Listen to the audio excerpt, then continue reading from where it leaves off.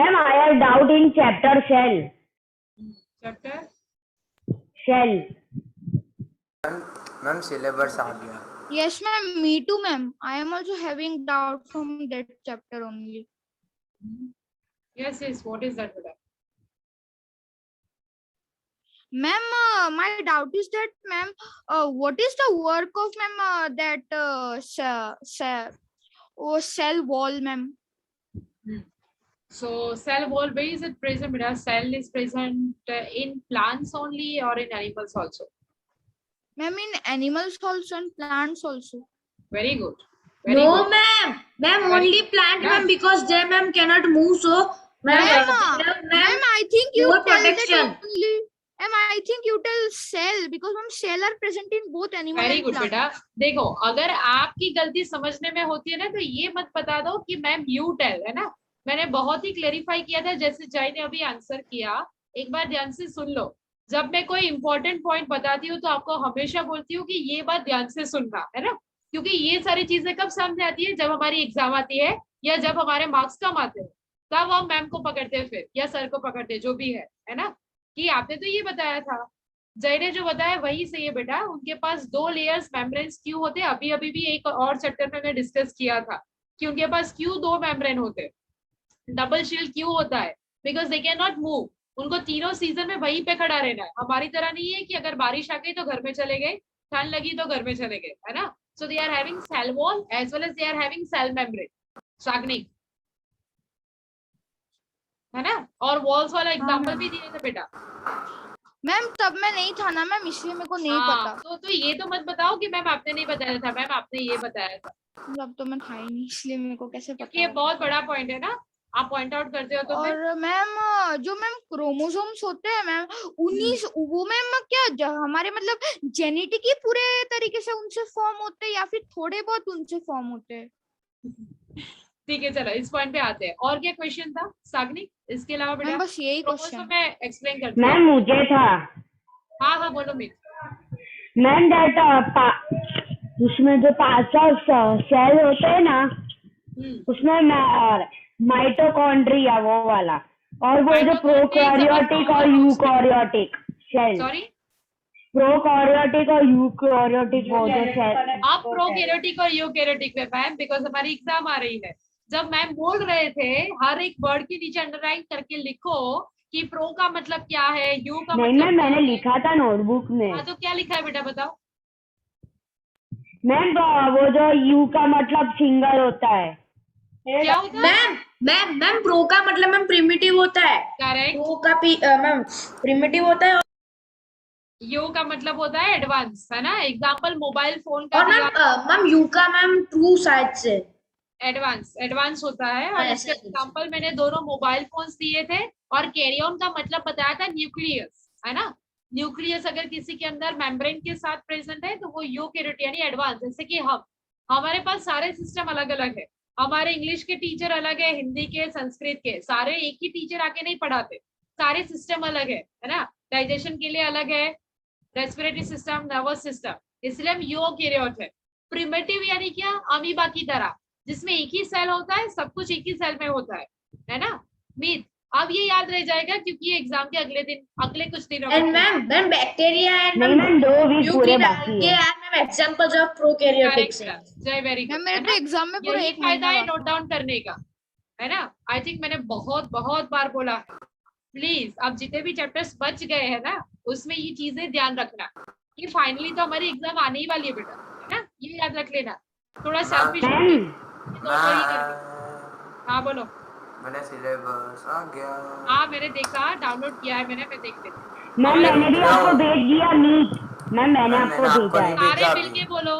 Ma'am मैंने अभी आपको नहीं भेजा. यहाँ पे मुझे एक किससे, तनिष्का ने शेयर मैम किया, मीट तो शेयर किया है. और एक 674 रोल नंबर कौन है. ठीक है, आपने भी कुछ शेयर किया है सिलेबस. मुझे पता है कि 2 चैप्टर हमारे हैं जो इनकम्प्लीट, यानी फ्रिक्शन जो अभी हम कर रहे हैं, है ना. और फोर्स एंड प्रेशर बाकी है, तो वो 15 तक तो आराम से हो जाएगा बेटा. आई थिंक मुझे लगता है 15 तक हमारा पूरा सिलेबस फिनिश हो जाएगा, है ना, जिस तरीके से हम जा रहे हैं. मैम मेरी 12 तारीख को साइंस की एग्जाम है. मैम हमारी बेटा मैम हमारी पहली फर्स्ट एग्जाम मैम 13 को साइंस। यस मैम 12 तारीख को साइंस की है। मैम और सिलेबस चैप्टर नंबर 12 और 2, 4, 5, 7। कौन से फिनिश नहीं है ये बताओ बेटा रुद्र। हाँ मैम 2 मिनट मेरे को इंडेक्स खोल 2 मिनट इंडेक्स खोलता हूँ। हाँ ठीक है देख मेरे पास ऑलरेडी ओपन है। 12 बोला ना आपने 2 सेकेंड तो हमने ऑलरेडी कर दिया है राइट। फिर ये कौन सा है 12 4। फ्रिक्शन फोर्स एंड प्रेशर अभी चल रहा है ठीक है। हाँ it will not take that much time. तो उसके मुताबिक तो हमारे पास फिर बच जाएंगे 2 हो गया है 12 हो गया है 3rd and 4th है right. No ma'am 4th, 5th, 7th 4th 5th हो गया है 7 conservation of plants and animals. Conservation ma'am, हमने फिनिश किया था राइट। नहीं मैम वो मैं बोल रहा था कि आपको कराना है। ठीक मैं है बोल रहा था कि टू स्टार्ट इट। ठीक है no issue. Force and pressure तो नहीं है आपके केस में राइट। नहीं मैम वो तो फर्स्ट में था। फ्रिक्शन है वो तो हो जाएगा fine. Conservation of plants and force and pressure धीरे धीरे ऐड हो रहे बेटा कोई इश्यू नहीं। क्या होगा I think at the end of I think Diwali से पहले मुझे लग रहा है सिर्फ 2 या 3 चैप्टर बच जाएंगे हमारे। एक होगा 13, 14 एंड 16 बच जाएगा शायद। Sound chemical effects and light बस। Ma'am, but in mine 14 is there. 14 chemical effects of electric current. और आपकी एग्जाम कब है बेटा? 14 chapter is coming. हाँ 14 है बट आपकी एग्जाम कब है ये बताओ। Ma'am, I sent you. It's on 22nd. एक 22 सितंबर नो 22 राइट सितंबर। मैम तो एक मंथ बाद। यस अच्छा खासा टाइम है। आप सबका जो भी सिलेबस वगैरह है सिर्फ इनकम्प्लीट वाले चैप्टर या फिर जो भी चैप्टर्स है ठीक है। आपका सिलेबस ऑलरेडी आप यहाँ पे पर्सनली तो शेयर किया ही है मैम को एक बार कर लेना या फिर रिमाइंडर दे देना और कुछ नहीं। डेट वाइज रिमाइंडर देना जिसकी मैंने सबसे मैम पहले को है शेयर कर दिया है। ठीक है। जिसकी सबसे पहले है वही उसी के हिसाब से जाएंगे। तो इसके बाद हम ले लेंगे मैम 6 सितंबर। कौन सी मैम बेटा किसको सेंड हाँ? करूं मैम? साक्षी मैम मैम 12 या सोनिया सितंबर। मैम? अरे रुको मैम रुको मीत ठीक है किसी को शेयर मत करो फाइन। फ्रिक्शन खत्म होते ही सबसे पहली प्रायोरिटी हमारी फोर्स एंड प्रेशर है और फोर्स एंड प्रेशर से स्टार्ट कर लेंगे फाइन। उसके बाद कंजर्वेशन वाला चैप्टर ले लेंगे। अगर केमिकल इफेक्ट वो लास्ट में लेंगे क्योंकि वो भी वैसे भी 22 सितंबर है ठीक है। तो followed by that. Ma'am, today we will do reading or No. We are going to start with the static friction. We already started introduction part. What is it, right? What is friction? And now we are going to continue with the static friction, beta. Fine. Static Ma'am. what and dynamic we already discussed. What is static? Yes, बोलो. Ma'am मेरे ना marks आ गए ma'am मेरे 29 आए ma'am science में out of 30। एक marks ma'am cut गया। क्यों कट गया? कहाँ पे कट गया? मैम एक क्वेश्चन था ma'am when pollution is produced from factory which gas did produce। तो मैम ऑप्शन में था कार्बन मोनोऑक्साइड सल्फर डाइऑक्साइड और हाइड्रोक्साइड और एक और था मैम। तो ma'am carbon monoxide right answer था पर मैंने सल्फर डाइऑक्साइड दिया तो उसमें मेरा रॉन्ग हो गया। राइट ठीक है ग्रेट। चलो स्टैटिक फ्रिक्शन से स्टार्ट करने वाले हैं। Very good keep it up. ये वाला जो है 29 28 इससे भी ज्यादा इंपॉर्टेंट है मार्क्स से भी ज्यादा कितना आपको कॉन्सेप्ट क्लियर है ना। अगर कॉन्सेप्ट क्लियर है तो सारा पेपर क्लियर ही होने वाला।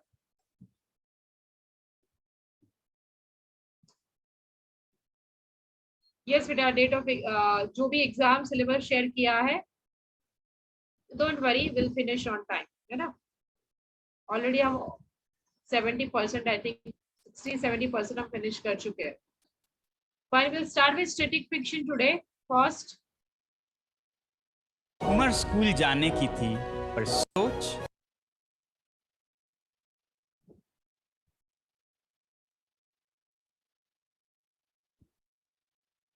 Who is this person? This person? Ma'am Sonam Wangchuk yes very good. चलो ये वाली एड भी स्किप करनी पड़ेगी फिर कभी देख लेंगे। मैम मैंने आपको चैट में I भेजा। ended the previous lesson with a question. I asked you if the force of friction comes into play only when the two things are in relative motion. Let's discuss this in detail. Let's say you want to move the stationary sofa in your I have mentioned one word only है ना। पूरा chapter का सिर्फ एक ही logic क्या है interlocking between two surfaces. This is your first surface this is your second. Interlocking between two surfaces will decide okay whatever force or pressure you are going to apply or that object is going to move or not. Friction, right? That's it. Whatever example we are going to take, at the end you are going to say this one only. Okay, बस उसको answer को वहां पे justify करने का तरीका अलग होगा, nothing else. living room and the sofa is really heavy. What happens when you give it an initial push? Yes, you're right. Nothing happens. The sofa doesn't move even though you're applying a lot of force. Why do you think the sofa doesn't move? Well, the answer is static friction.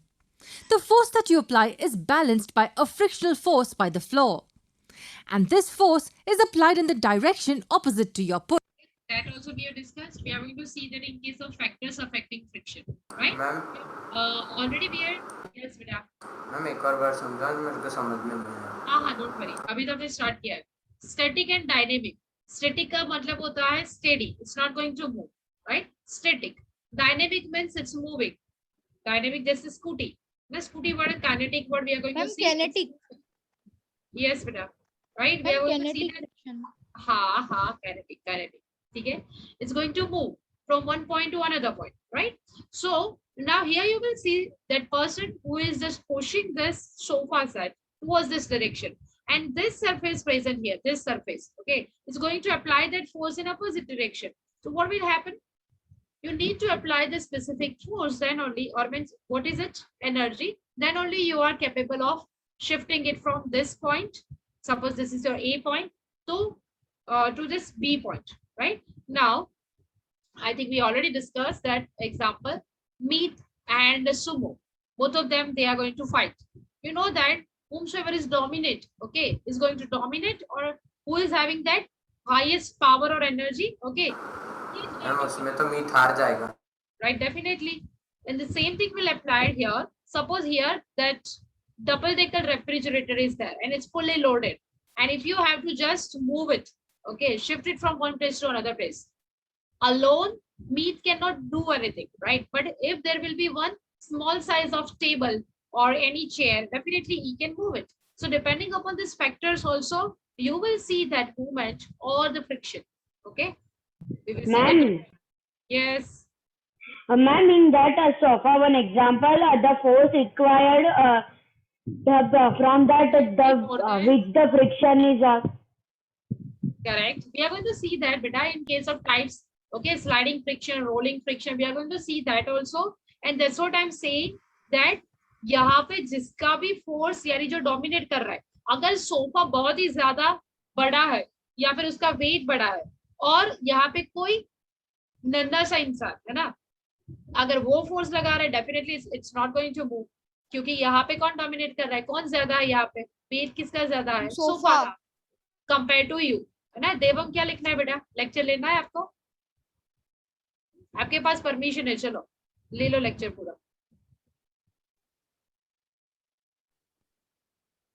Okay, in the same manner अगर sofa बहुत ही छोटा है, 2 लोग बैठ सकते हैं और light weighted है, अच्छा खासा है ना, तो यहाँ पर इजीली कोई भी उसको एक हाथ से वहां पर पुश कर सकता है, राइट. स्टैटिक फ्रिक्शन कब यहाँ पे अप्लाई होगा, that is important. Static friction यानी अभी ये सोफा किसी सरफेस के ऊपर पड़ा है, राइट, यानी ये जो सरफेस उसको टच करके रखा है, ये वाले नीचे के फ्लोर को, अब यहाँ पे जो जिस मॉलिक्यूल से स्ट्रक्चर से वो बना है और सरफेस आपका जिस मॉलिक्यूलर स्ट्रक्चर से बना है, दे आर राइट ना इंटरलॉक, है ना. इंटरलॉक्ड यानी ये कुछ ऐसा है, हमने बहुत सारे एग्जांपल्स स्टडी किए, जैसे interlocking of this fingers, right, ऐसे इंटरलॉक्ड है. अब ये इंटरलॉक तोड़ना है तब तो थोड़ी सी वहां पे एनर्जी यानी कि फोर्स के फॉर्म में अप्लाई करनी पड़ेगी, जो कि हम कर रहे हैं पुश करके, राइट. अगर वो ज्यादा है आपके सोफा से ज्यादा, तो डेफिनेटली आपका सोफा जिस डायरेक्शन में उसको पुश कर रहे हो उस डायरेक्शन में मूव करेगा. और फ्रिक्शन कौन सा डायरेक्शन में लगेगा, क्योंकि सोफा यहाँ पे जा रहा है तो सरफेस एरिया इस डायरेक्शन में, ऑपोजिट डायरेक्शन में वो फोर्स अप्लाई करेगी. ठीक है, Rudra. Push. Yes, ma'am. This force is nothing but static friction. The concept of static friction is really amazing. Why do I say that? The reason why I say that is because it is a self-adjusting force. As you increase your force of push, adjusting यानी ये कुछ ऐसा है, समझ लो कि कोई भारी सी चीज है, समझ लो कि एक बड़ा सा टेबल है, आप स्टार्टिंग में जब उसको धक्का लगाओगे, it will take little bit time, but एक बार जब वो एक मूवमेंट में, एक रिदम में आ गया, तो कॉन्स्टेंटली आप उसको धक्का लगा सकते हो। ये कुछ ऐसा ही जब हम गाड़ी को धक्का लगाते हैं ना, स्टार्टिंग में बहुत ज्यादा हमें जोर लगाना पड़ता है, बट एक बार जैसे ही, क्योंकि नीचे रोलर्स है यानी कि हमारे व्हील्स, तो वो रोलिंग फ्रिक्शन का काम करने वाले, वो रोलिंग फ्रिक्शन भी देखेंगे, तो वहां पे हमारे लिए इजी हो जाता है। इसलिए हमारे जो ट्रॉली बैग्स है, हम बोलते हैं उसको ट्रॉली है ना, ट्रॉली बैग, क्योंकि उसके नीचे ट्रॉलीज लगे, इजीली हम उसको ट्रैक कर सकते हैं। नॉर्मल वाले बैग से ज्यादा कंपैरेटिवली वो अच्छे है, ठीक है, क्योंकि हम थोड़ा सा फोर्स लगाएंगे वो रोल करने लगे, राइट। वहां पे हम देखें कि तीनों के केसेस, स्टैटिक यानी स्टेडी फॉर्म में कौन ज्यादा पड़ा रहेगा। यहाँ पे कोई आपको रोलर्स या यहाँ पे ट्रॉलीज नहीं दिख रहे, बट वैसे भी अवेलेबल्स होते हैं, वहां पे आप इजीली उसको धक्का लगा सकते हो। जैसे वॉशिंग मशीन के नीचे के जो स्टैंड्स आते हैं, या बड़े से रेफ्रिजरेटर के नीचे, वहां पे ये क्लैंप और रोलर्स दिए जाते हैं, है ना, ताकि वो लॉक हटा के आप उसको धक्का लगा पाओ, राइट। तो स्टैटिक यानी स्टडी फॉर्म में अभी ये फ्रिक्शन है यहाँ पे, जब वो मूव करने लगेगा वो स्लाइडिंग फ्रिक्शन हो जाएगा। क्यों? क्योंकि आप स्लाइड कर रहे हो किसी चीज को, यानी आप वहां से खिसका रहे हो, right. The force of static friction increases too, and the forces are still balanced. Now I know what you must be thinking. After a few seconds, the sofa begins to move, right? What happens to the static force then? Let's discuss this with the help of a simple graph. We assume that the force you apply is the horizontal force represented by the x-axis, and the frictional force applied by the floor is represented by the y-axis. Now, as you increase the horizontal force applied, the frictional force is also increasing accordingly to keep the sofa at rest. This continues till a point where the sofa just starts moving. And that's where the static friction ends and the sliding friction begins. यानी कि जब आप धक्का लगाना start करोगे, एक point ऐसा आएगा, फिर वो वहां से हिलने लगेगा जिस डायरेक्शन में आप उसको धक्का लगा रहे हो, राइट। वो पॉइंट से फिर स्टैटिक फ्रिक्शन नहीं रहेगा, वहां पे स्लाइडिंग फ्रिक्शन स्टार्ट हो जाएगा, क्योंकि वो स्लाइड कर रहा है, simple. The sliding friction is more or less constant if you notice. This part of the graph is static friction. It's when the sofa is not moving in spite of the force you're applying. And this part of the graph is sliding or kinetic friction when the sofa begins to move. The point around which the sofa just begins the movement is called the breakaway point. Is there anything else you noticed in the graph? What's the difference between kinetic and sliding? Kinetic का मतलब होता है movement. अब movement कोई से भी हो सकती है, स्लाइड हो सकती है, रोल हो सकती है, रोटेट हो सकती है, ठीक है। Kinetic general. Why is this line at a lower level than the maximum static frictional force? Ma'am मेरे को ग्राफ में पता नहीं चला। हाँ, ग्राफ में यहाँ पर समझ लो कि सोफा यहाँ पे पड़ा है, ठीक है। उस टाइम पे वो स्टार्टिंग पॉइंट है, यानी 0 से स्टार्ट होगा। ये हमारा 0 होता है, ये तो पता है, हाँ ठीक है। अब 0 पॉइंट है, अब यहाँ से आपने धक्का लगाना स्टार्ट किया, तो जैसे आप धक्का लगाओगे तभी से वो आगे मूव करने लगेगा, ये जरूरी नहीं है। जिस पॉइंट से वो, फिर आपने धक्का लगाया, थोड़ा सा वहां पे मेहनत की, फिर जैसे वो मूव करने लगेगा, स्टार्टिंग पॉइंट, ये आपका स्टार्टिंग पॉइंट है, वहां से स्टैटिक फ्रिक्शन खत्म हो जाएगा। स्टैटिक यानी क्या? स्टेडी फॉर्म में जो पड़ा था आपका सोफा वो, बट अब वो स्टेडी फॉर्म में नहीं है, वो आगे जा रहा है, वो एक डायरेक्शन में मूव कर रहा है। तो यहाँ पर से क्या स्टार्ट हो जाएगा? स्टैटिक फ्रिक्शन एंड हो जाएगा और काइनेटिक फ्रिक्शन यानी स्लाइडिंग फ्रिक्शन ऑन हो जाएगा। यानी अब कौन सा फ्रिक्शन लग रहा है यहाँ पे कि कॉन्स्टेंटली आपका जो ये सरफेस और आपका सोफा का जो नीचे का पार्ट है, राइट, जो दोनों ऑलरेडी अभी भी इंटरलॉक तो है ही, है ना, इंटरलॉकिंग है, बट वो इंटरलॉक तोड़ते तोड़ते हम उसको आगे ले जा रहे हैं, राइट। ये कुछ ऐसा है, यानी कि वो स्लाइडिंग फ्रिक्शन है, फ्रिक्शन लग रहा है, इसी की वजह से यहाँ पे एक स्पेसिफिक स्पीड में आपका सोफा बढ़ रहा है आगे। अब समझ लो कि कोई स्मूथ सरफेस है तो वो जल्दी से आगे खिसकेगा, हाँ या ना, बट बहुत ही रफ सरफेस है, बहुत यानी बहुत ज्यादा, समझ लो, ठीक है, तो आपको बहुत ज्यादा वहां पे फोर्स भी लगाना पड़ेगा उसको आगे खिसकाने के लिए, स्लाइडिंग के लिए, राइट। तो यहाँ से स्लाइडिंग स्टार्ट हुई यानी उसकी मूवमेंट, और ये नॉर्मल स्टैटिक यानी वो आराम से वहीं पे पड़ा, ठीक है, वो नहीं कर रहा था, बस वही है और कुछ नहीं बेटा।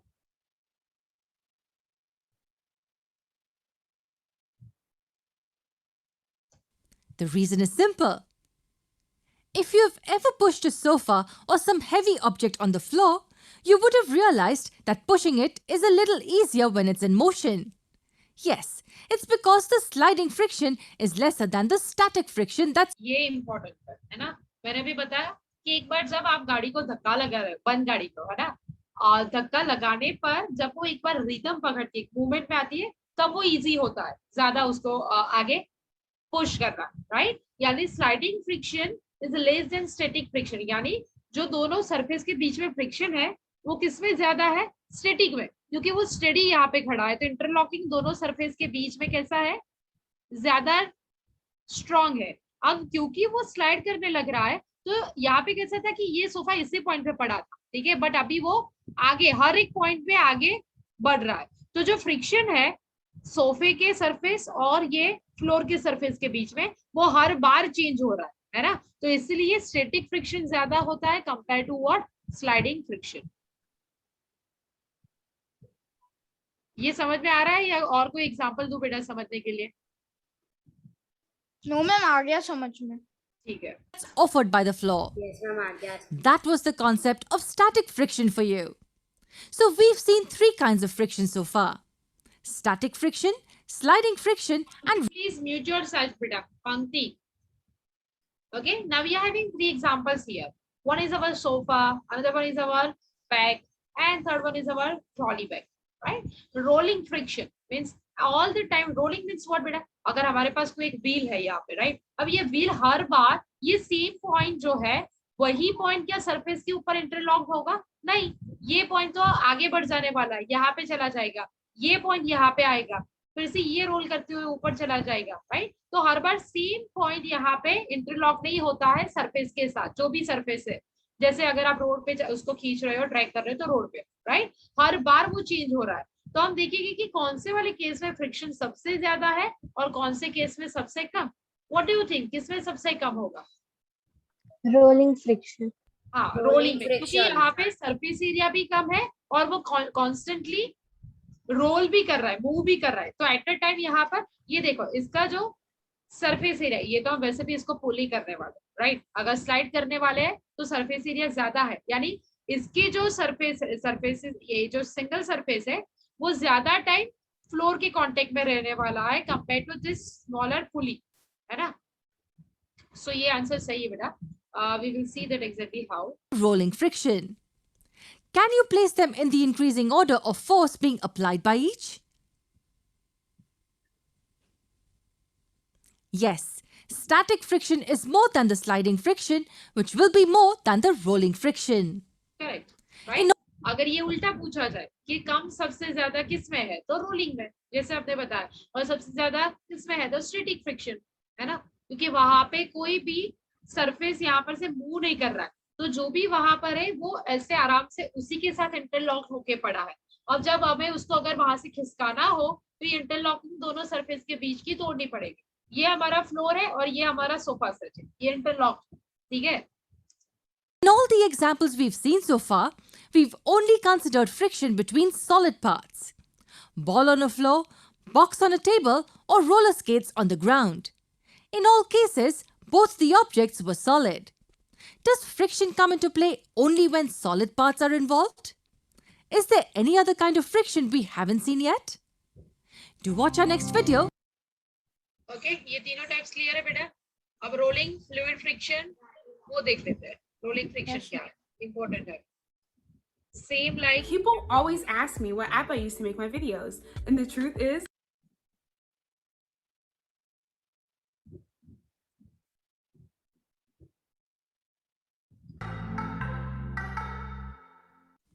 Let's say you have this cuboid-shaped box placed on the table. मैं बीच में कुछ दिख नहीं Try रहा। pushing it a little. एक मिनट, वेट, जस्ट अपलोडिंग। पंक्ति मीत इज कंप्लेनिंग कि आप अनम्यूटेड हो, तो आवाज आ रही है नहीं। मैम मैं तो ये बेटा, कब से म्यूट हूँ मैम। क्लियरली आवाज आ रही है। मीत, आपको पता नहीं क्यों परेशानी हो रही है। मीत शाह, मैम मेरे में तो वो काफी वो अनम्यूट ही दिखा रही थी इसलिए। नहीं, वो ऑलरेडी बेटा म्यूटेड, तो वो आराम से म्यूट करके सुन रही है, राइट। मैम आपने पहले भी मेरा नाम बोला तब भी मैं म्यूट थी मैम। हाँ बेटा, क्योंकि मीत ने कंप्लेन की, so I was just telling that please if it's possible do that. हाँ मैम, मैंने आपको सिलेबस की पीडीएफ भेजी है। हाँ ठीक है, देख लो। Right? मुझे बस आपको एक रिमाइंडर देनी है और कुछ नहीं। इसके बाद ओके, फिर से रिपीट करते हैं। फ्रिक्शन के बाद फर्स्ट जो प्रायोरिटी है हमारी फोर्स एंड प्रेशर, वो डेट कौन सी बेटा, जिसके भी सिलेबस में फोर्स एंड प्रेशर है, वो डेट कौन सी है? मैम मेरी मैम Exam 12 में सितंबर 12 सितंबर से पहले मीट की है, राइट? 5 सितंबर। मैम तो वहां पर उसका था। हाँ, तो 6 सितंबर कौन कौन से चैप्टर्स है बेटा आपके? कौन सा नहीं कंप्लीट हुआ, बस वो बताओ। मैम एक तो फोर्स एंड प्रेशर। ठीक है, बस तो फोर्स एंड प्रेशर है। ठीक है, तो सेकंड प्रायोरिटी हमारी रहेगी फोर्स एंड प्रेशर। फिर हमारे पास दो ऑप्शंस है, एक है कंजर्वेशन वाला और दूसरा है electric current and effect. Ma'am conservation. Conservation conservation ma'am. तो कंजर्वेशन लेगी, उसमें वैसे भी ज्यादा कुछ नहीं है। कंजर्वेशन में शायद हमने वो स्टार्ट नहीं किया है, रेड बुक एंड ऑल नहीं किया है, right? Ma'am no ma'am, red data book तो नहीं किया स्टार्ट। हाँ, रेड डेटा बुक वाला बाकी है। ठीक है, तो उसके बाद फिर हमारे स्कूल में तो चैप्टर 6 भी खत्म हो गया। हाँ ठीक है, होगा ना बेटा, हर स्कूल में। अगर हम यहाँ पे से 5 स्कूल भी ले लेना तो पूरी टेक्स्ट बुक वैसे तो हमारे केस में खत्म हो जानी चाहिए। तो इज दैट पॉसिबल? नहीं पॉसिबल है ना? मैम मैं एक चीज बता सकता हूँ? हाँ जी मैम हम ma'am rolling friction, static friction और ये हाँ। फ्रिक्शन तो मैम पढ़ते हैं, लेकिन मैम अगर हमको है ना फ्रिक्शन का भी अगर रिड्यूस करना हो तो मैम जैसे आप देखते हैं बहुत हाँ, सारे लोग उसके क्या ऊपर करते भी हैं, कील आएगा। ठोकते हैं ना, कील Correct, जैसे कि correct, दीवार पे कील ठोकते हैं, तो मैम है ना वो कील हमेशा ना मैम नोकीला होता है मैम, क्योंकि है ना मैम वो नोकीला होता है तो उसमें सरफेस एरिया कम होता है, इसलिए मैम फ्रिक्शन कम हो जाता है मैम, तो इसलिए मैम वो दीवार पे ज्यादा अच्छे से घुस पाता है। सही है। तो ये जो क्वेश्चन समझा दिया अभी अभी साग्निक ने, तो फिर से मुझे एक्सप्लेन करने की जरूरत नहीं है। ऐसे हम करके तो ऐसे ही साग्निक बस ने बोल आपको रहा बता था। दिया है, मैम याद किया। फॉर हाँ, एग्जांपल सोप, हाँ बहुत सारे बाथरूम में बेटा, और सोप वाला। तो हम डिस्कस करेंगे, डोंट वरी, सारे एग्जांपल डिस्कस करेंगे। बट अभी इम्पोर्टेंट क्या है, जैसे एक मैम main रेस important में बात- भी हाँ तनिष्का बोल लो बेटा, आप भी क्यों बाकी रह जाओगे, बोलो। मैम जैसे रेस में भी कार्स का जो शेप होता है वो आगे से पॉइंटेड होता है। Ma'am fluid friction. हाँ, thank you so much. Fluid friction पे ही हम जा रहे हैं। ठीक है, पॉइंट ये था, चलो मेन पॉइंट हम भूल चुके हैं, हम अपनी दिशा से भटक चुके हैं, तो फिर से उसी पॉइंट पे आते हैं। बट पॉइंट ये था, एक मिनट मुझे याद करने दो। दिशाहीन हाँ, हो गए। आपके एग्जाम से पहले, हाँ, तो इलेक्ट्रिक करंट एंड इफेक्ट और हाँ कंबशन एंड फ्लेम वाला किससे पता है बेटा? कंबशन एंड फ्लेम 6 चैप्टर बोला ना आपने? हाँ, वो आपके सिलेबस में है, अभी स्टार्ट हुआ है बट सिलेबस में है नहीं, है ना? बस तो मैम सिलेबस तो में वो नहीं है। सेकंड टर्म में है। हाँ, वो अभी बताओ ही मत बेटा, तो क्यों स्टार्ट किया है अभी अभी?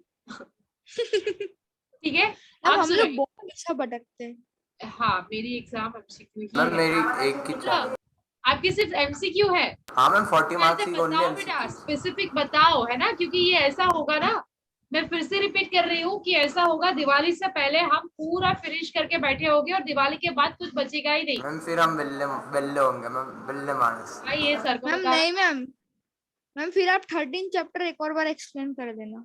13 हमारे पास बहुत सारे सारे चैप्टर्स मेरे पास मैम तो अलग से दो।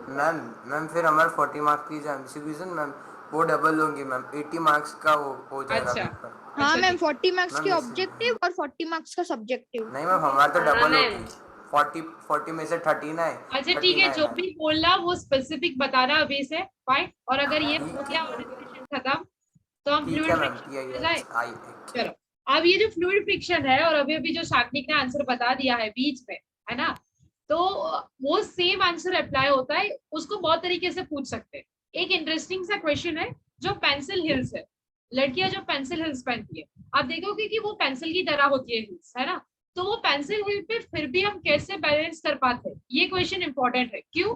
वहां पे आप देखोगे कि फिर भी सरफेस एरिया कैसा होता है, बाकी चप्पल से अलग होता है या नहीं? यस मैम, देखिए ना, अलग होता पेंसिल है। हिल बहुत लंबे लंबे यस मैम, देखिए। राइट, तो यहाँ पर भी मैम सेम देखी ही है। लॉजिक अप्लाई होगा जो साग्निक ने बताया। ठीक है, ये सेम लॉजिक अप्लाई होगा फुटबॉल के जो स्टर्ट्स होते हैं, जो भी लोग फुटबॉल के हाँ मैम, स्टर्ट्स खरीदते हैं, राइट, मैम, उसमें वहां पे जो- नीचे स्पाइक्स होते हैं, हाँ राइट। थर्ड एक और एग्जांपल आएगा आपके स्केटिंग, है ना, स्केटिंग जो उसके रोलर्स होते हैं वो भी। फिर एक और एग्जांपल आएगा कि कंपैरेटिवली जब हम सैंड के ऊपर वॉक करते हैं, वहां पे अगर आप पेंसिल हिल पहन के घूमोगे तो नहीं अच्छे से चल पाओगे, ये क्वेश्चन भी होगा। ये सारे इंटरेस्टिंग से क्वेश्चन है घुमा फिरा के उसका आंसर सेम ही है बेटा, ठीक है।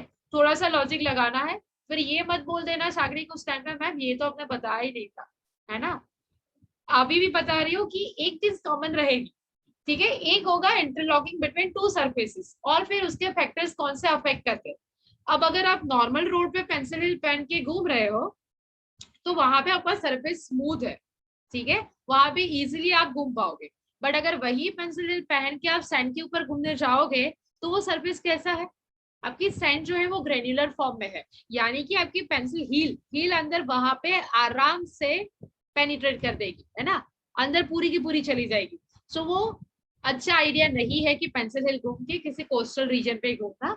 वहां पे आपके फ्लिप फ्लॉप्स, रबर चप्पल, जो भी चप्पल है वही, स्लीपर्स ज्यादा, खुले पैर। वहां पे सरफेस एरिया स्लीपर्स के ज्यादा है कंपेयर टू योर पेंसिल हिल, ठीक है। ये क्वेश्चन भी पूछा जा सकता है, फाइन। इन सब में सेम ही क्वेश्चन रहेगा। फ्लूइड फ्रिक्शन पे वापस आते हैं। और फ्लूइड फ्रिक्शन तो उससे भी ज्यादा इंटरेस्टिंग है, क्योंकि वहां पे फ्लूइड का मतलब क्या बेटा, आप सिर्फ फ्लूइड से समझते हो पानी, मैम लिक्विड। चलो पानी से याद है थोड़ा मैम उसमें तो स्ट्रीमलाइन शेप होना जरूरी है।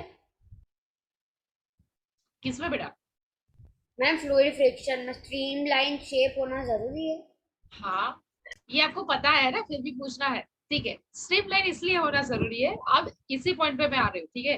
फ्लूइड का मतलब सिर्फ हम यहाँ पे वाटर कंसिडर नहीं करेंगे, we are going to considering what, air plus water, दोनों केस में फ्लूइड कंसिडर करेंगे। क्योंकि आप देखोगे कि एयर भी अच्छे से जेंटली मूव करती है, जेंटली मूविंग एयर, है ना, विंड, स्टॉर्म, और वाटर के भी करंट होते हैं, है ना, करंट होता है वाटर का। तो इन दोनों केस में हम क्या देखने वाले हैं, इसकी फ्लूइडिटी यानी मूवमेंट, दोनों मूव करते हैं, फाइन।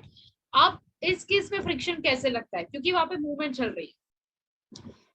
अब अगर समझ लो कि आज साकनिक का साइकिल चलाने का इरादा है, बट वो थोड़े एडवेंचरस मोड पे है, कि आज हवा चल रही है इस डायरेक्शन में तो मैं चलाऊंगा उसके ऑपोजिट डायरेक्शन, ठीक है, फाइन। अब सेकंड एक और एग्जांपल लेते हैं कि आज मन कर रहा है रुद्र का कि मैं कायाक करूंगा, कायाक बोटिंग पता है ना, या फिर बोटिंग करूंगा, चलो नॉर्मल सा, फाइन। वो जो बनाना शेप की कायाक बोट होती है, राइट। तो क्योंकि उसकी जो वेव, पानी की वेव अगर डायरेक्शन, अगर इस डायरेक्शन में है अभी, ठीक है, और अगर उसी डायरेक्शन में वो जा रहा है, वो भी उसी डायरेक्शन में मूव कर रहा है और अपने पैडल चला रहा है, चप्पू चला रहा है, ठीक है। So it will be very helpful. ये सिंपल सा लॉजिक है, ये सबको पता है, बट सागने के लिए वो थोड़ा चैलेंजिंग हो जाएगा, क्योंकि वो एडवेंचरस मोड पे है। तो उसने सोचा मैं तो उल्टा ही जाऊंगा, मुझे सीधा नहीं जाना, है ना। तो जो एयर चल रही है उसके ऑपोजिट डायरेक्शन में जाएंगे, राइट। तो वहां पे उसको ज्यादा फोर्स, उसको ज्यादा एनर्जी लगानी पड़ेगी।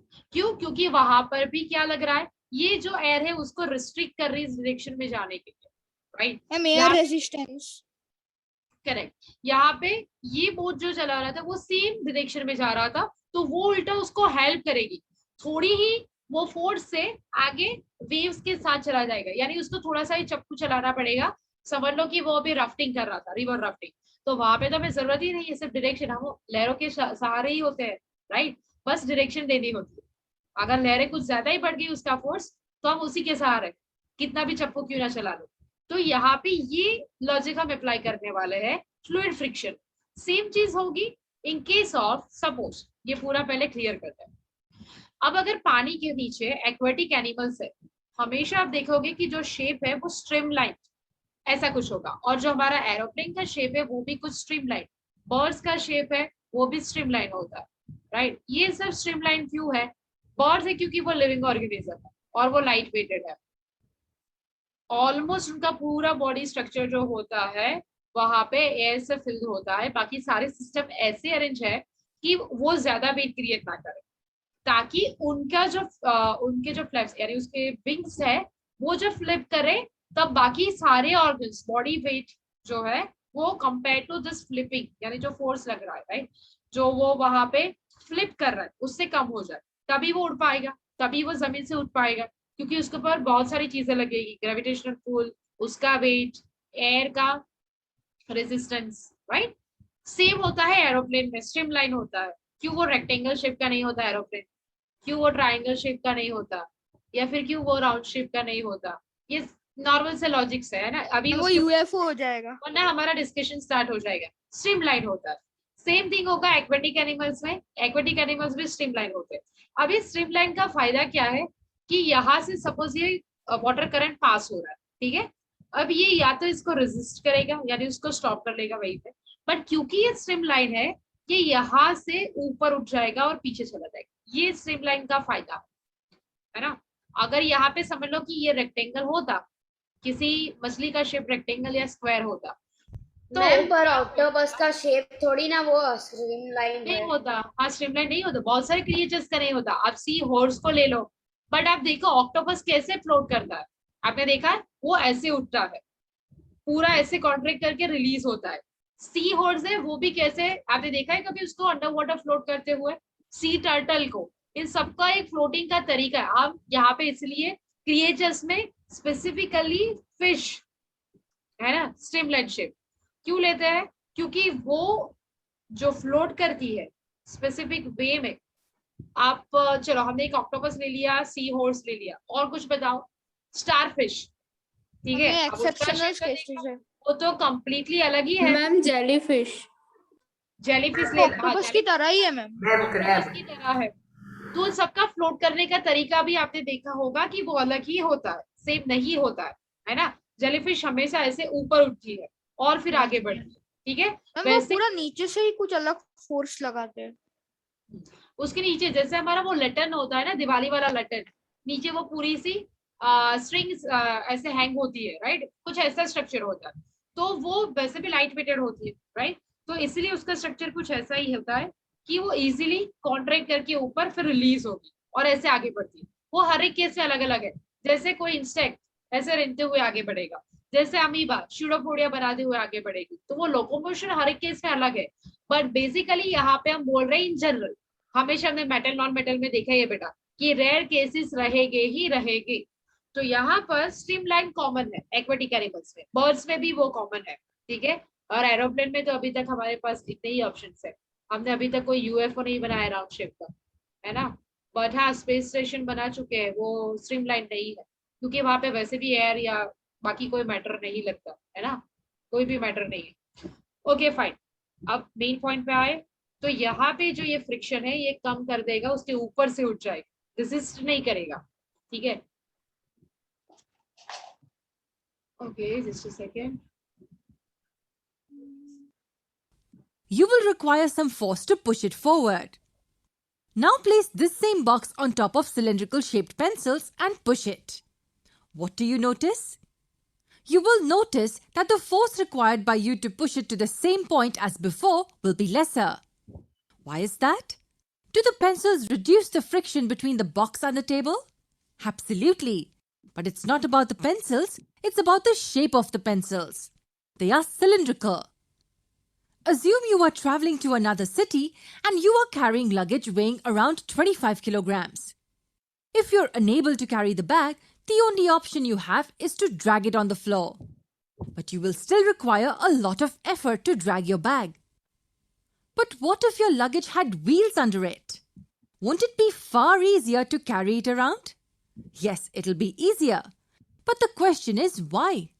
Why is it easier to roll a box over cylindrical pencils relative to pushing it on a flat surface? Why is it easier to carry the bag around when it has rollers under it? Hold on to this thought, I'll come back to it. Before we discuss the above situations, we need to understand what sliding friction is. The concept is simple. It is the frictional force which opposes the relative sliding motion between the two surfaces in contact. What does this mean in simple words? It simply means that if an object is in motion on a surface, the frictional force which opposes the relative sliding motion, है ना। ये definition फिर वो 3ds वाला हो जाएगा, ठीक है, कि हमारे पास एक डेफिनेशन वाला भी होता है और नॉर्मल टर्म में समझने के लिए भी स्लाइडिंग फ्रिक्शन होता है। तो जब भी समझना होता है नॉर्मल वाला ही याद रखो, जब लिखना आएगा कि डिफाइन करो तब ये वाला लिखना कॉम्प्लिकेटेड, ठीक है। frictional force that is offered by the surface is called the sliding friction. The key words here are sliding motion. The two surfaces have rolling हो जाएगा, रोल कर रहा है, या फिर हो जाएगा to be in relative motion with each other. In our example, When a box is moving on the table, we say that the box is in relative motion with the table. The relative resistor motion means what बेटा?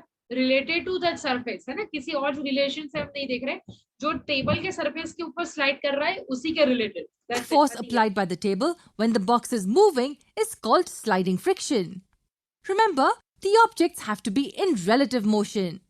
Because there's movement involved, this force is also called kinetic friction. Now consider the example of the luggage in which we don't have the wheels under it. When we move the luggage, what will the resistive force applied by the ground be called? Yes, sliding friction. But what happens when we attach circular wheels at the bottom of the luggage? Yes, the friction gets reduced to a great extent. This type of friction which arises when an object is rolled on a surface. इसमें friction कम करना अच्छा है या ज्यादा होना? तो कम होना. Friction यानी एक रेजिस्टेंट फोर्स है और कुछ नहीं, यानी जो आपको रेजिस्ट कर रहा है. तो अगर वो रेजिस्ट कर रहा है यानी कि बढ़ रहा है तो वो हमारे लिए अच्छा नहीं है. सिंपल. इसलिए हम उसको रिड्यूस करने की कोशिश कर रहे हैं यहाँ पे, राइट? बट अगर सेम चीज हमें अगर ब्रेक लगानी हो, समझ लो कि आप पायलट हो और आपको ब्रेक लगानी है एरोप्लेन को रोकने के लिए, तो वहां पे फ्रिक्शन जरूरी है ना? फ्रिक्शन बढ़ाना जरूरी है वहां पे, तभी वो जाके रुक पाएगा. ब्रेक का पर्पस ही वही Is called rolling friction. It is a force associated with rotational movement. Now, can you tell me by pure intuition about which force will be lesser? Sliding friction or rolling friction? Yes, rolling friction Sliding. is usually lesser than the one associated with sliding friction. Discuss किया, right? And that's why attaching wheels at the bottom makes it easier to move the object around. And similarly, moving the box on top of the cylindrical pencils is also easier. Can you think of more examples where the concept of rolling friction is used to reduce the friction? Yes, tires of your car. When the car is in motion, the ground applies a force of resistance which is nothing but rolling friction on the tires. Do you remember seeing ball bearings? They are spherical metal balls used in many mechanical structures which have moving parts. They're generally made up of stainless steel, brass or ceramic. They reduce friction to a great extent. Okay, so here you can see spherical ball bearings present inside your that wheel to reduce the friction, and those that's why those bearings are present. Ball bearings are present there. Spherical. Which in turn reduces the wear and tear of machine parts. So we got the concept of sliding and rolling friction. There is another interesting type of friction which we need to know about. Will the force of friction come into play only when the two things are in relative motion? Not necessarily. To know which kind of friction I'm talking about, watch our next video.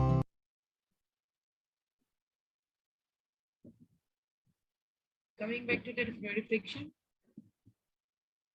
So from the very start, we have been on Shopify, we've built the web.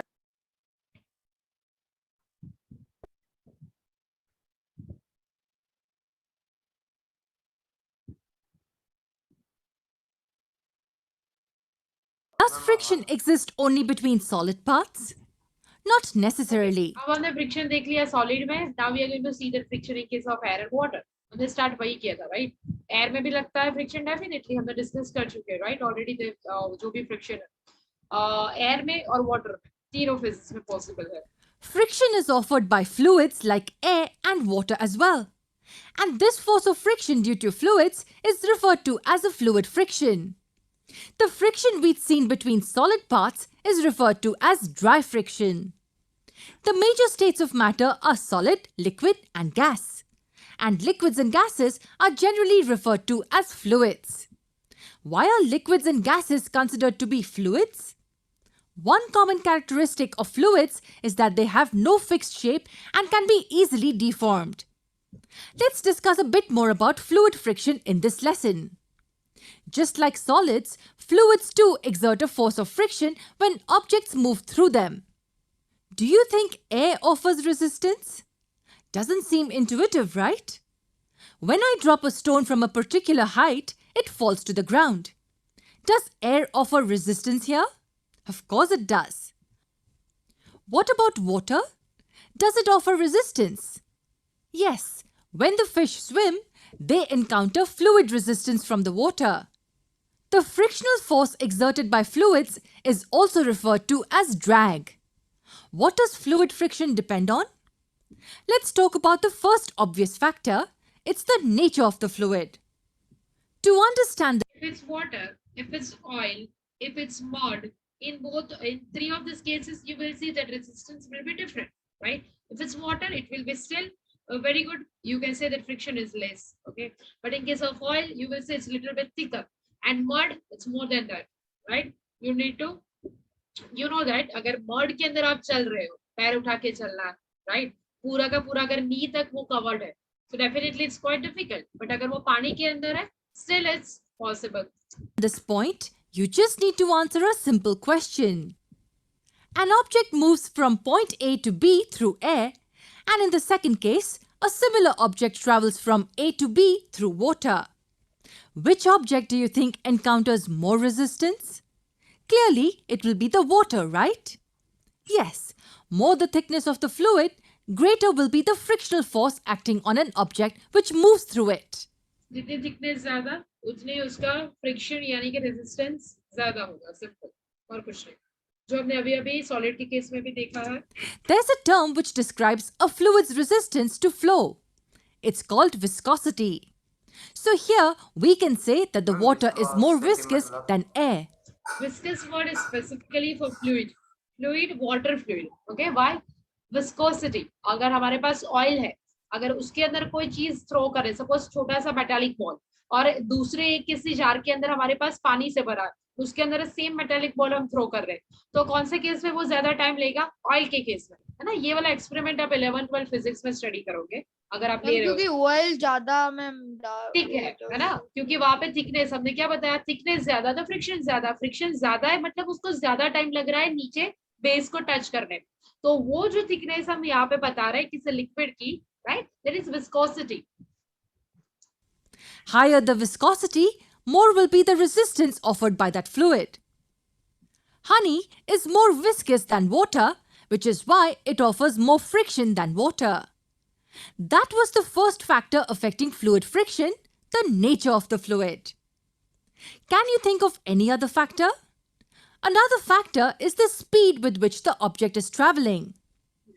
Higher the speed of That if you're going to throw, consider a tennis ball in the air, right? And you know that if any professional person is going to throw that ball, right? You know that throw ball, it's also one type of game, right? So you know that throw ball, the speed will vary, definitely, depending upon whatever power or energy you are applying. And the speed will also decide what? That friction or that speed in that fluid, whether it's air or water. Okay, depending upon that, it's not only thickness, but yes, we can say speed, and also whatever force your body is applying. The object moving through a fluid, greater will be the frictional force acting on it. A vehicle traveling at 100 miles per hour will face more drag of air as compared to a similar vehicle traveling at 50 miles per hour. Apart from the nature of the fluid and the speed with which the object is traveling, is there any other factor on which fluid friction depends on? Yes, it also depends on the shape of the object. And it's really important that we have this streamline discuss kiya aur baki ke shapes, right? we understand this factor well. Have you ever thought about why aeroplanes are shaped like this? It could just have been a rectangular box flying in the air. How have the fish evolved to be shaped like this? Why are the ships designed to be given this shape? There's a reason for all. Ma'am, can I tell? Ma'am, can I tell? But also, yes, just a second बेटा, but इसके अलावा उसके weight के ऊपर भी depend करता है, और उसके पीछे एक पूरा physics, मतलब एक पूरा concept काम करता है. It's not there in 8th standard, but you are going to study that in higher standard. हाँ बोलो बोलो, क्या बोले बेटा? मैम इनका जो ये शेप होता है मैम, ऐसा क्यों होता है मैम, मैं बताऊं? हाँ हाँ बताओ.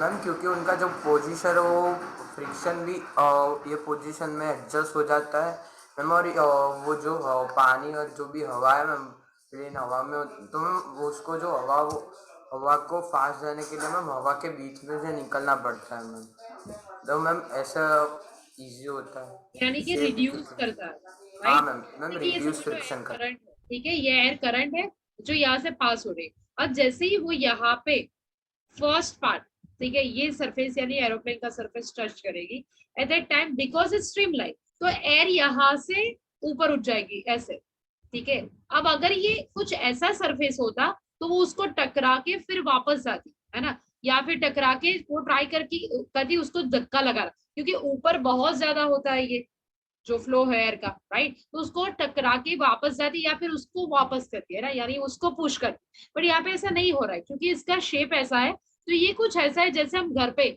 आप देखोगे कि हमेशा हमारा जो बाथरूम होता है वहां पे एक स्लोप में होता है, वो आपको पता नहीं चलेगा, बट जब वो पानी जाता है, ठीक है, जो हमने हॉल मैनहोल बना के रखा है वहां पे, उसी डायरेक्शन में क्यों जाता है, क्योंकि जब वो बाथरूम का कंस्ट्रक्शन होता है तब वो थोड़ा सा उसको स्लोप वहां पे दिया जाता है, तो वो उसी जगह पे जाके फोकस, यानी वहां पे जाके वो बाहर चला जाएगा, वो वेदर ही वहां पे होता है। वैसे ही यहाँ पे एयर जब पास होती है स्ट्रीमलाइन, तो यहाँ पर से उसको मूव यानी फ्लो करने के लिए हमने जगह दे दी कि तू भाई ऊपर से निकल जा, ठीक है, वो रेजिस्ट नहीं करेगी, ठीक है। So that's why streamline shape is important in case of if we are discussing this fluid friction. All this. They're given a streamlined shape to minimize the fluid friction. The shape of the aeroplane, if you notice, is like that of a bird. This process of giving an object a particular shape to decrease the fluid friction is known as streamlining. Streamlining the object can greatly reduce the resistance offered by the fluid. A car faces lesser friction from air as it has a streamlined shape. A bus, on the other hand, will face more air friction as it doesn't have a streamlined shape. So these were the different factors on which fluid friction depends. Nature of पूरा एक अलग engineering होता है, right, तो ये designing की जरूरत क्यों पड़ती है वहां पे? अगर आप टेस्ला देखोगे, अगर आप ऑडी देखोगे, इन सबको एक अलग तरीके से, मतलब सारे डिजाइन अलग है और उनका काम करने का तरीका, जो परफॉर्मेंस मिलता है वो भी अलग है ना, क्यों? सो डिजाइन ही कुछ ऐसे किया जाता है, ठीक है। अभी सिर्फ डिजाइन में ही समझ लेंगे हम। उसके कंप्लीटली ऑपोजिट बस एक रेक्टेंगुलर डब्बा ही है, ठीक है, तो वो बहुत ही अच्छा एग्जांपल है फ्रिक्शन समझने के लिए कि उसको ज्यादा टाइम लग जाता है, राइट। तो ये हो गए हमारे टाइप्स, याद रखते हैं बेटा। और can we take example of waterfall? हाँ, ले सकते हैं बिल्कुल, क्योंकि बहुत ज्यादा फोर्स से वो पानी गिर रहा होता है, we can feel even that, right, okay, on our head, और if we are just moving. Ma'am कभी कभी तो करंट भी लगता है वाटरफॉल में हाथ देने से। करंट लगता है? हाँ, वाटरफॉल के अंदर अगर हाथ दे तो। एक्सप्रेशन ऑफ मीट, करंट लगता है बेटा? मैम करंट कैसे लगता है पर? हाँ, वो मैम फील होता है, मैम फील होता है थोड़ा करंट जैसा, क्योंकि वाटर इतनी फोर्स से जो मैम फ्लो होता है। यश बेटा, ये पहले से आपके साथ प्रॉब्लम है ही, यश, है ना, आपके नेटवर्क के साथ इश्यू रहा ही है हमेशा। रीजॉइन करने का फायदा नहीं है बिकॉज इट्स ऑलरेडी 6:29 हो चुका है, राइट। सो मैं एक फनी रीजन बताऊं क्योंकि वो क्यों उन लोगों का स्ट्रीमलाइन शेप होता है? बता, ठीक है, मछलियों का मैम स्पेशली। अब ये आप दोनों अंदर इंटरनल डिस्कशन करना, ठीक है, कि करंट मछली कैसे कनेक्ट कर रहे हो, कहाँ logic? No ma'am, I am saying that the funny reason why the streamline shape is of that fishes. ठीक है, fine Ma'am, because the God has made like them, so. ठीक है, स्टार्ट में। वाह ma'am, God. Oh, ma'am you are so audible. who made God? Fine, Yash, don't worry, we are having next session, we can continue, okay, till this point। यहाँ तक बहुत easy है, 2-3 चीजें याद रखनी है, उससे ज्यादा कुछ है ही नहीं इस चैप्टर, वो याद रखो, सारे फ्रिक्शंस याद रह जाएंगे। है क्या बेटा इसमें? कुछ भी नहीं है, ठीक है, ऐसे ही रखो। आपको पूछा जाए, आप जब भी देखो आज कहीं पर भी फ्रिक्शन ढूंढने की कोशिश करो, स्लाइडिंग, रोलिंग, जो भी है, ठीक है। मैम अभी फ्रिक्शन ही तो चल रहा है, मैं बैठा हुआ हूँ चेयर पे, वो भी तो मैम फ्रिक्शन ही हुआ ना। कौन सा फ्रिक्शन हुआ वो? मैम चेयर पे बैठा तो स्टैटिक फ्रिक्शन हुआ ना वो। हाँ, ये सही था, ठीक है, ऐसे अप्लाई करो लॉजिक, और कुछ नहीं, ठीक है। चलो बेटा, will continue next session. Bye ma'am. Bye ma'am. Bye ma'am. Bye ma'am.